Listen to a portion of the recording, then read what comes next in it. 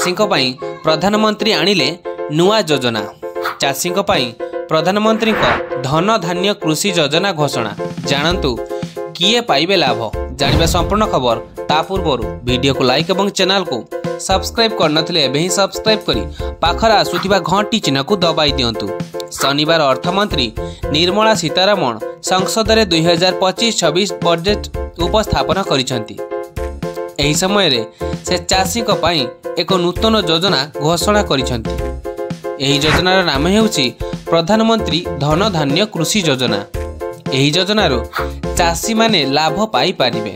किए एही सुविधा पाइबे तांको भाषण समय रे अर्थमंत्री कहिथिले जे एही धन धान्य योजनार लाभ कमलक्षम अंचल रे उपलब्ध हेबो। एही योजना एही ठारे ही आरंभ करा जिवो। एही योजना माध्यम रे 1.7 कोटी चाषी को साहाय्य मिलिबो। एही योजना राज्य गुड़िक सहित मिलित भाव में परिचालित हेबो।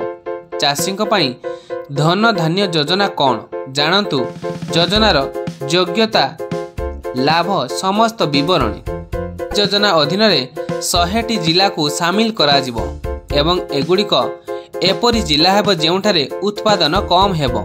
एही योजना अधीन थिबा राज्य गुड़िकर उत्पादकता को वृद्धि करने सहित चाषर विविधता जलसेचन और अमल परवर्ती संरक्षण क्षमता को सुदृढ़ करिवारे साहाय्य करिवो।